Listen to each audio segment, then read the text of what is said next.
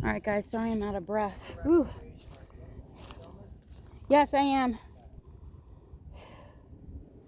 I'm looking for paw prints, prints, seeing if there's anything. What?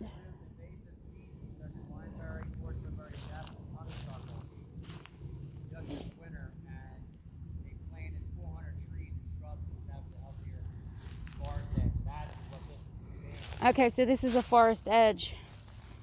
Okay. Now this is human.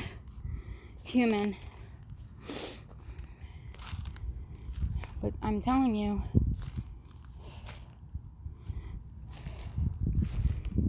our clans in these actual woods are very.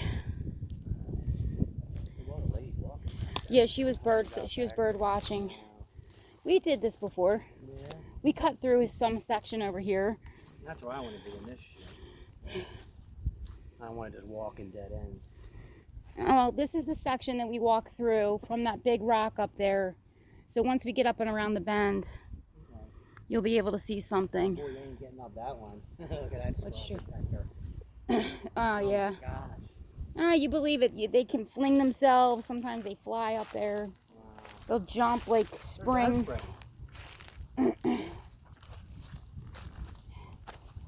Well, the desperation brings them wanting foods.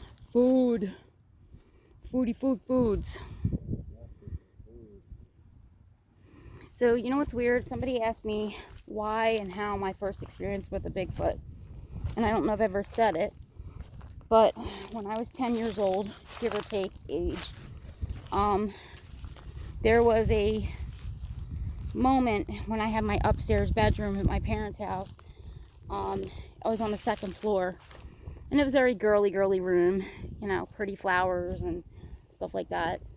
And my mom always called me a night owl, and I was up probably playing with something stupid, should have been in bed, and I noticed I saw eyes in my window, and I started screaming.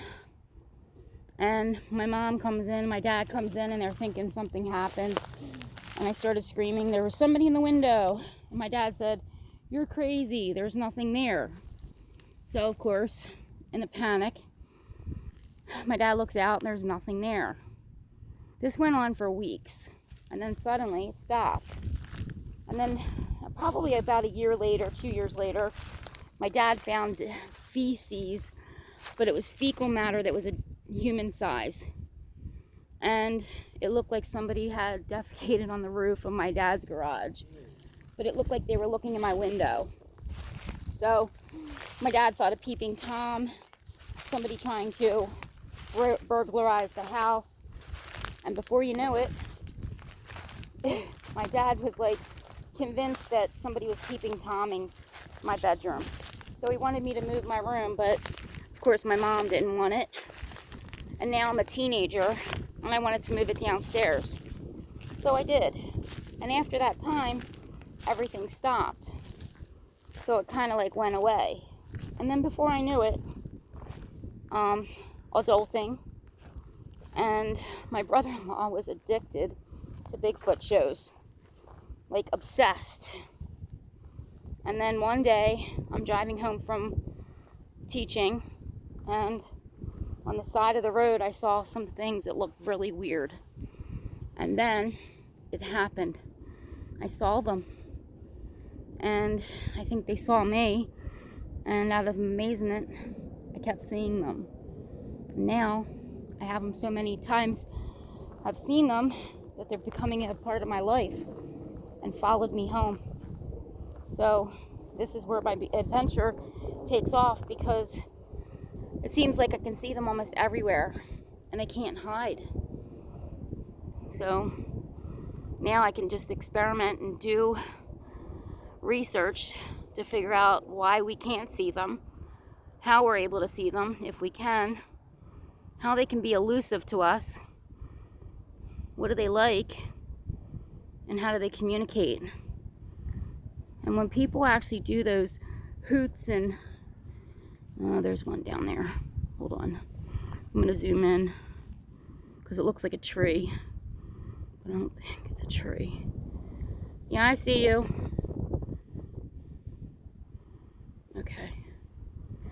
But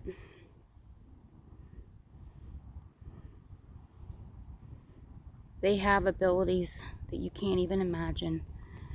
Alright guys, gotta catch my breath. And then I'm gonna come back on when we can go over this tree up there, which I love amazingly. Okay, be back in 2.